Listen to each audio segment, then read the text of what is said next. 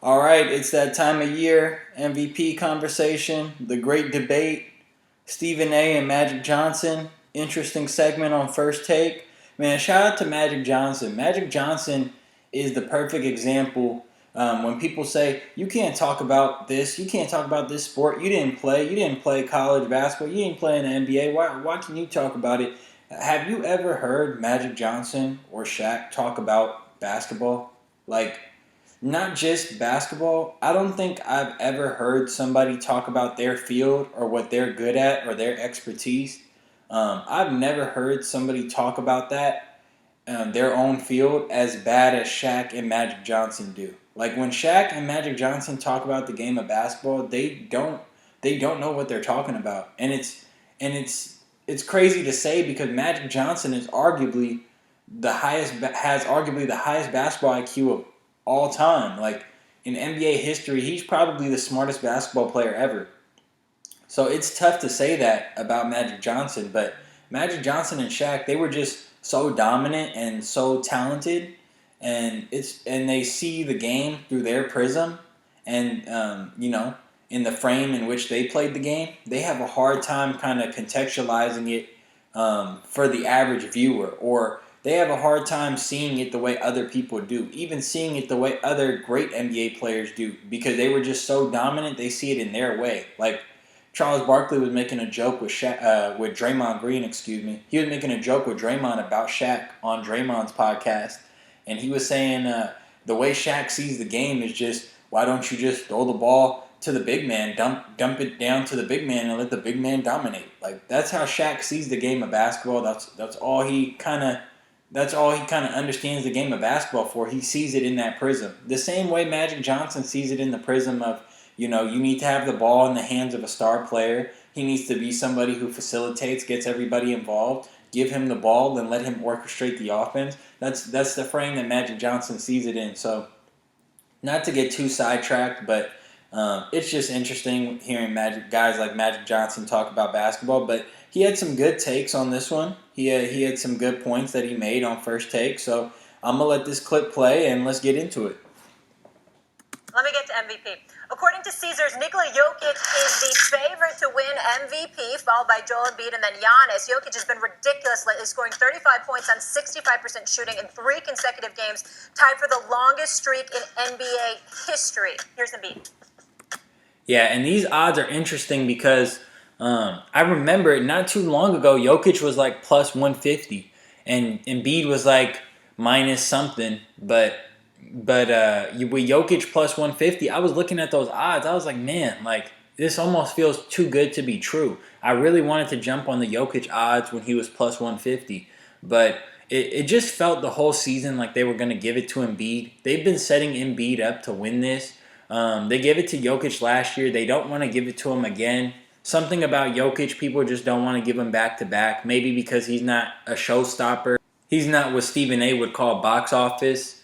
He's not show-stopping. He's not an exciting player to really watch unless you're really into basketball. Like, I love basketball and the nuance of the game and the intricacies. So I love watching Jokic because he's a strategist on the court. He's someone who he's using his IQ and his game and his actual talent to beat you. Now, other people, they just want to watch high flyers and guys who are athletic running up and down the court. So there's not really an appeal to Jokic's game.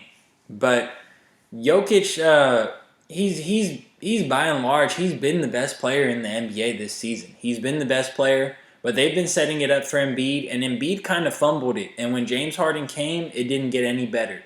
Embiid was fumbling the rock a little bit before Harden came, and Jokic was just playing so well that it was, as well as Embiid was playing, he started fumbling it a little bit, and Jokic was playing at such a high level. Then Harden comes, and there's Embiid's chances. So Embiid had a shot. I'm a little disappointed in him. I can't say I'm too disappointed because he's still balling out this season, but he had an opportunity to get him an MVP award, and with his size and just like the wear and tear that it takes on his body every season, he needs to capitalize on his MVP chances. Next year, they might want to give it to Giannis. And if they give it to Giannis, or next year, if they have like somebody new who they want to bring into the fold, a wing player, a young guard, maybe a Luka, if they want to give it to one of those guys, if they decide that it's their year, it's going to be an uphill battle for Embiid. So this year was the year that they put it right on the platter for him, and it doesn't look like he's going to be getting it anymore. If it happens, great. If it doesn't, I don't know what I had to do at this point. At this point, I feel like they hate me. So the standard for Knock it off. They don't hate you, brother. You were the front runner for most of the season. You were the one who everybody was building up. It's just Jokic has been balling so hard, and Jokic has what? The Nuggets have 47 wins. I think the Sixers have 48. It's a 1-game difference at the time that I'm recording this. What's today? April 5th. It's a 1-game difference between the Nuggets and the Sixers. So for him to be doing that, yeah, you didn't have Ben Simmons. Yeah, you got James Harden late, but you still had Maxey. You still had Tobias Harris. Jokic is doing that with guys that you couldn't pay most people who watch basketball to even name the Denver Nuggets roster. Like, they're playing guys. There's guys like Campazzo who they're playing who like wouldn't even make the roster on some teams. You know what I mean? So Jokic, he got everybody buying into the system, buying into the game plan. His numbers are phenomenal. When you talk about a guy like Jokic, you're talking about, like, people say LeBron makes his teammates better. Jokic is making his teammates better because when you work off of that Jokic pick and roll, he's a better decision maker than Embiid is, and he has better overall touch than Embiid has. So it really, you could plug in anybody. You could have me, you could have anybody playing point guard, playing the ball handler role with Jokic, and that give and go and the pump fakes and the cuts, the back doors, everything, he just opens it up so much. Like, they put both Greens. They have Jeff Green, JaMychal Green, Aaron Gordon. They just put a bunch of flyers around him, a bunch of guys who are leapers around him. And the amount of backdoor cuts and layups, dunks that these guys get just working off of Jokic, it's insane. And if you don't double Jokic, he's going to make those little inside jumpers, in the paint jumpers. He makes those all day. And we know that he can shoot the 3-ball too. So Jokic has just been balling out this season. I don't like Embiid really saying that. He's kind of undermining the performances that other people have put up this year. And Jokic has stepped up on the defensive end. Embiid used to be way better than Jokic defensively. If you said that last season or the year before, I would buy it.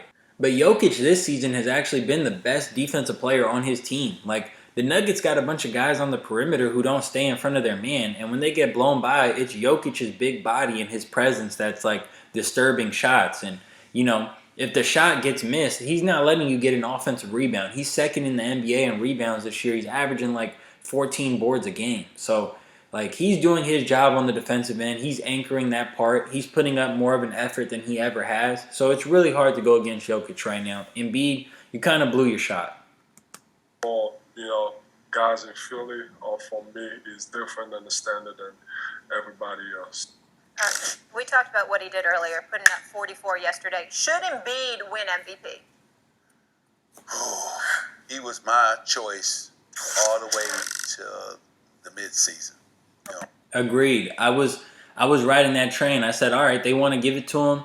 The dude's balling out. He's averaging like over 30 a game in the month of January, over like 32, 33 in January and February. Like, he's just dominating. But, around that All-Star break, it just became more apparent that Jokic was just putting the team on his back and was just not going to be denied. And Embiid would kind of have like off nights sometimes, and Jokic just always showed up and was just like, he's carrying that franchise right now. All-Star break, since the All-Star break, I think that the Joker has been amazing. All season long, but just putting up numbers. It is hard to decide between those two. And then Giannis can win it every year. He's probably got that LeBron James syndrome where we got to pick somebody else, because he's so great. Yeah, like, I was having this conversation with a brother of mine. Giannis, it's kind of like that, like Magic is saying with that LeBron syndrome or that Jordan syndrome, where they could probably win it or be in the conversation for it every single year, but we don't quite give it to them. Now, the argument that you could have against Giannis winning MVP is that the Bucks are the 3 seed right now in the East. And I know they're only a couple games behind Miami for first, but the season's practically over. So the Bucks are going to finish the season as the 2 or the 3 seed. Maybe even the 4 seed to the Sixers, behind the Sixers. So Giannis, if the Bucks were the 1 seed or the 2 seed, and Giannis was putting up the numbers he's putting up, 30, 12, and 6. I mean, he's been phenomenal. He's second in PER only to Jokic.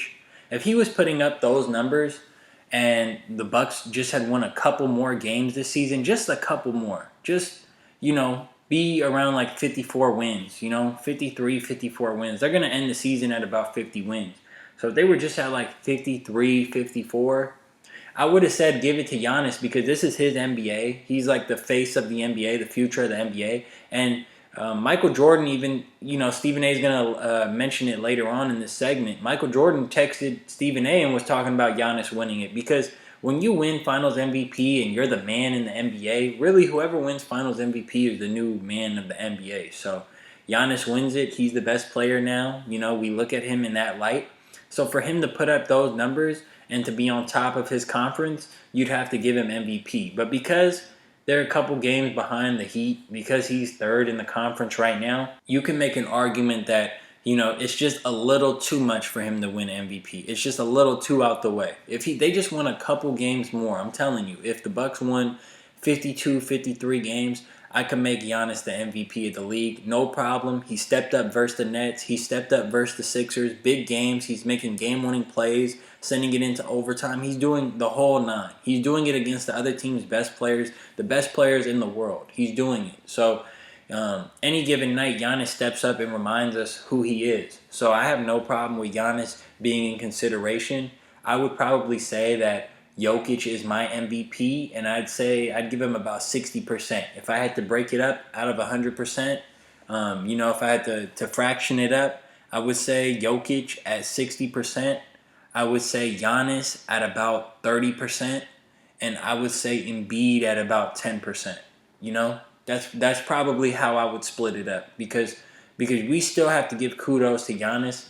Because he's the man in the NBA right now, but they coasted just a little too much. The Bucks took their foot off the gas pedal just a little too much for him to really get it. But next year, if they win 55 games and he's balling out, give him the MVP award. But I like Embiid, but I have to say that the Joker is probably going to win it. He's probably the guy. I was hoping Embiid get it because I love him as a man and as a person, and I love his spirit. Yes, it's so for fun. sure. It's magnetic. Yes, it's magnetic. Yeah, and the media loves Embiid's spirit too, and the fans love it too. Like everybody was pushing for Joel Embiid to win this MVP award, but it's just, dude, Jokic is averaging 27, 14, and 8. He's averaging 8 assists. Like, he's 2 assists shy of averaging a triple-double, and it's not one of those baby triple-doubles. 27 points and 14 rebounds. He's averaging 14 rebounds and 8 assists. Like, that's insane. And Jokic is one of those guys who people look at and say, oh, well, if, the players back in the day, they weren't athletic enough to play in the NBA now. Like, look at Jokic. Look at Jokic. I mean, look at, I did that Larry Bird video. When you talk about Larry Bird, how he would play if he played in the NBA nowadays, like, look at Jokic. Like, Jokic, he's an incredible shooter. He has size. He moves well for his size. He's arguably the most intelligent player in the game right now. Just the way that he sees the game, his passing. He just opens up the floor so much for his teammates. He can make anybody look better. Like, Jokic is arguably the guy in the NBA who makes his teammates look the best. There's nobody who elevates his teammates quite like Jokic does. I love Joel Embiid, and I couldn't agree with you more. He was my choice for league MVP for most of the season. Then I watched DeMar DeRozan ascend when Zach LaVine and Lonzo Ball and Alex Caruso were out, and DeMar DeRozan was doing his thing. Well, I told you guys when I did the last video, I did an MVP video earlier in the season where I was talking about Ja Morant's chances. And DeMar DeRozan, to me, he was kind of like the Paul George of a couple years ago when Paul George was in OKC and Paul George was balling out and he was getting MVP consideration. He ended up finishing third in the voting. Now, DeRozan's not going to finish that high, but it's just very similar seasons to me. A guy finding his niche, a guy finding a spot and just balling out in that spot. But the problem with Paul George back then and the problem with DeMar DeRozan now is people don't really want to give them the award because, well, one, the teams didn't have incredible records. The teams were like, I don't even remember what OKC's record was back then. What were they? They were a 3 seed. They were a 6 seed or something like that. I believe Portland might have been the 6 seed. That OKC might have been the 6 seed and played Portland as a 3 seed, or maybe the other way around. But that was the year, I believe, when Damian Lillard hit the shot over Paul George. So that's people's concerns with DeMar DeRozan right now, is that DeRozan's going to fall flat in the playoffs just like Paul George did, you know? Like, people are worried that these guys, because they're not known as big-time playoff performers, people are kind of worried that why give them MVP, or I'm going to give them MVP and then they're going to kind of choke. Like Dirk, he won MVP and then he choked in the playoffs that same year. So people have those type of concerns. It's not really fair because it's a regular season award, but people have those type of concerns. And to Paul George's credit, side note, Paul George has stepped up in the playoffs since then, and he's kind of dissuaded those rumors. Then I was like, Jokic, not only because 26, 13, and 8, 53%, 58% shooting from the field, 34% shooting from three-point range, he's doing it without Jamal Murray, without Michael Porter Jr. The brother can't jump onto a curve, and no one can stop him. I just can't believe it. But I feel an obligation while Magic Johnson is here to bring up another name, and I brought this up on NBA Countdown yesterday, and I'm going to do it again. Devin Booker. Ladies and gentlemen, Magic Johnson. Thank you, Stephen A. Look, I be getting on Stephen A's helmet, but thank you, man. I appreciate Stephen A for this one. Stephen A is actually saying something now. Devin Booker and guys like Donovan Mitchell last season and the season before, these guys who, like, their teams put up great records, they're winning the Western Conference, they're coming second in the Western Conference, like a Ja Morant this season, you have to put those guys in the conversation, man. Like, you have to put those guys in the conversation. They're the best players on the teams that are winning games. Like, the Suns have a way better record than everybody. The way better record. The Suns have won, like, 13 more games than the Bucks have. Like, some crazy. Like, 13, 14 more games than the Bucks. Like, it's crazy. Like, Devin Booker is a monster. He's averaging, like, 26, 5, and 5. He's shooting great from the field. He's been efficient this season. Close to 40% from 3, I believe. Maybe, like, 38%. He's playing defense this season. He's getting after it on the defensive end. Rudy Gobert even called out Donovan Mitchell and said, you know, Devin Booker is playing great defense. He was kind of, you know, making hints, you know, jabs and stuff at Donovan Mitchell, trying to say, like, the rest of Utah, the perimeter players on Utah need to play more defense because Devin Booker, even though he's a star, he's locking in on defense. So, you know, Devin Booker's doing it all. I said it from the jump. Devin Booker is the best player on the Suns. He's better than Chris Paul. He's always been better than Chris Paul since Chris Paul arrived. The Suns were a good team when they were in the bubble, when they went 8-0 in the bubble. Like, this team was ascending. Monty Williams had this team coming up the ranks. They did great with Ricky Rubio. Monty Williams always gives credit to Ricky Rubio. I think Monty knows that they didn't necessarily need Chris Paul to ascend it the way that they are, but Chris Paul definitely helps. Like, Chris Paul's definitely a great player. He's still one of the top point guards in the NBA. But yeah, Devin Booker should be in consideration. The team is balling. He was balling when Chris Paul was out. He's just been great all around. He's doing everything that you want from the shooting guard position, and he is the best shooting guard in the NBA. You know, Klay Thompson's a down season for him coming back from injury.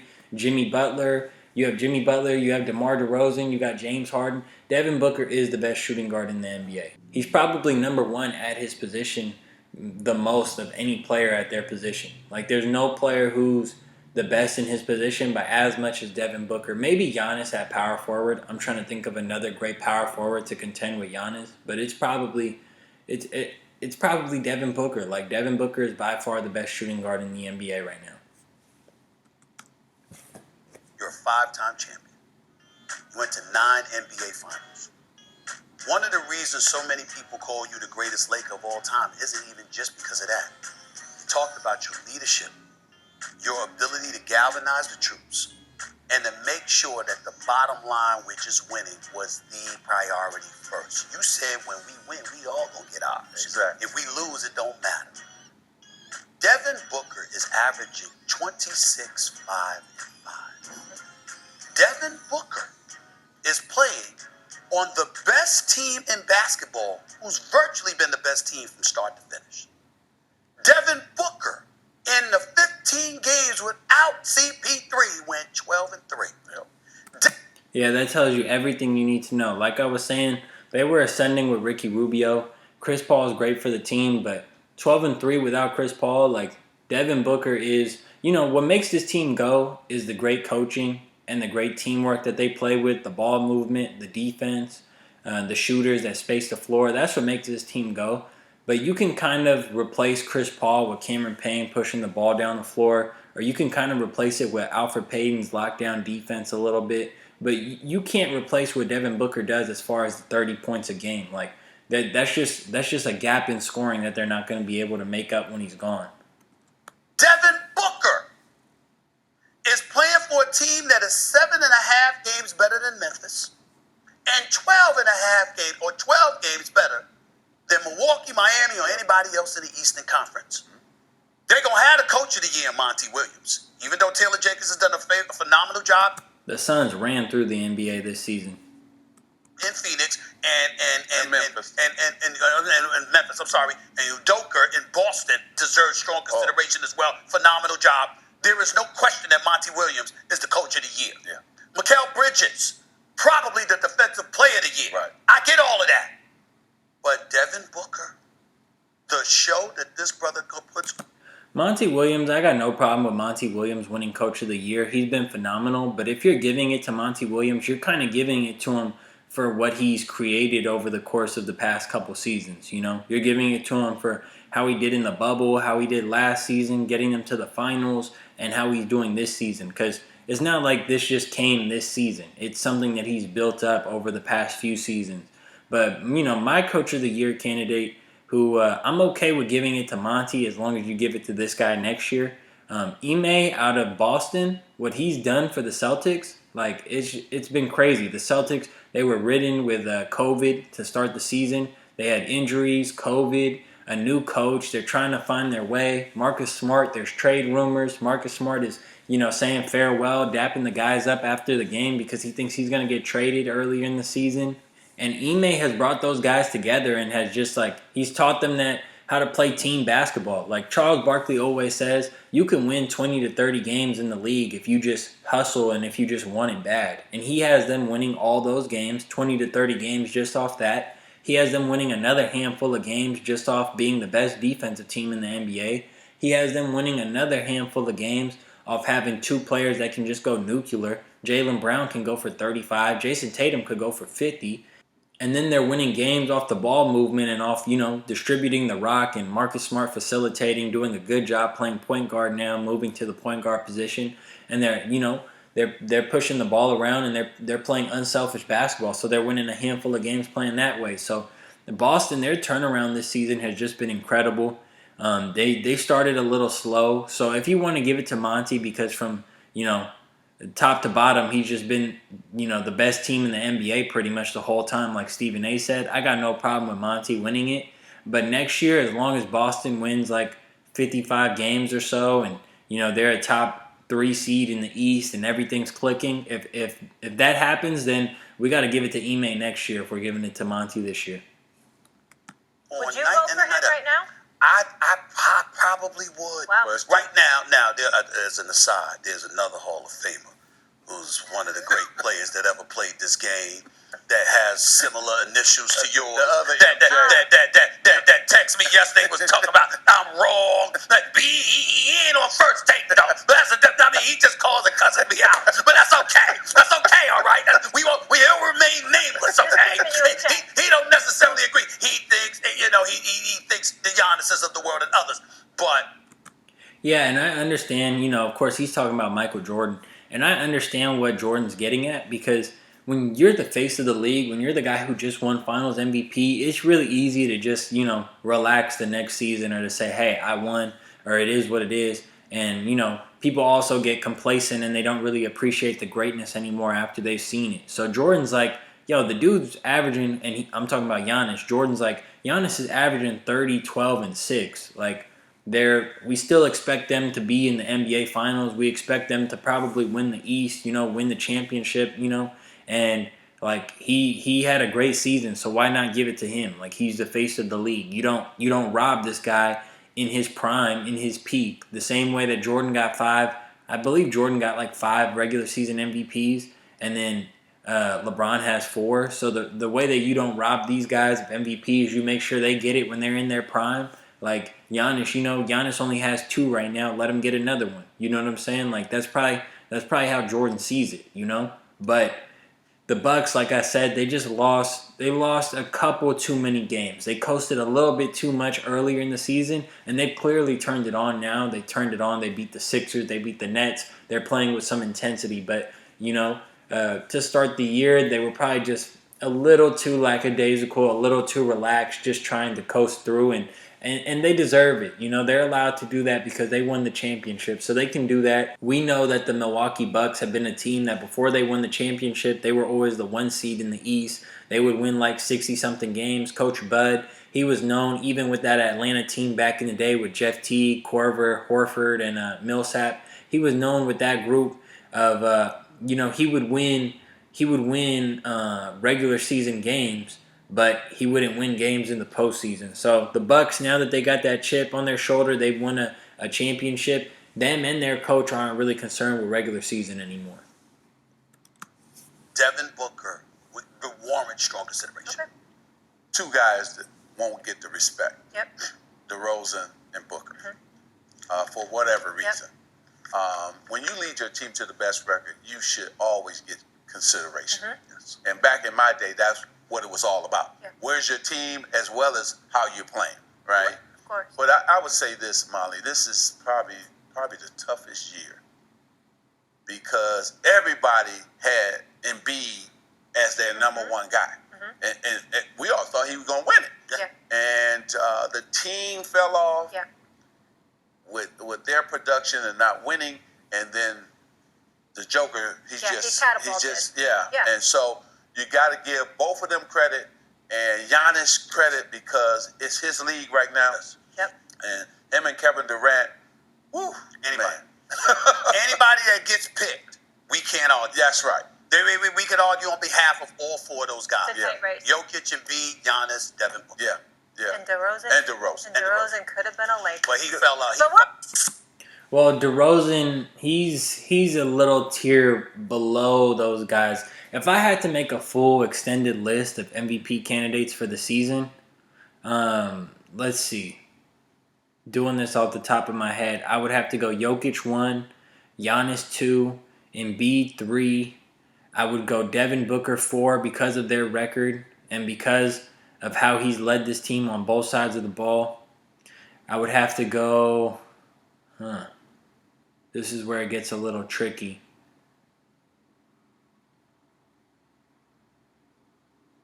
I'd go Luka 5 because Luka's been so dominant this season, but he's not gonna be in that top 3 or anything because he just started the season off way too out of shape and they started the season way too slow. They should have had more wins than this. They should be like the 2nd seed, but he just started the season off too slow.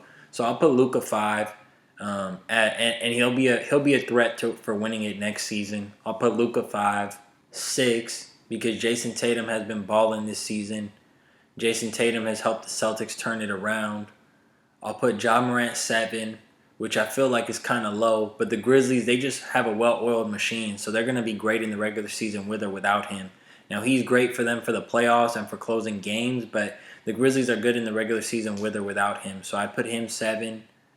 And then I guess I would put DeRozan 8. DeRozan would probably be 8 in my MVP list. So that's my top 8 MVP candidates for the season. I got Nikola Jokic winning it.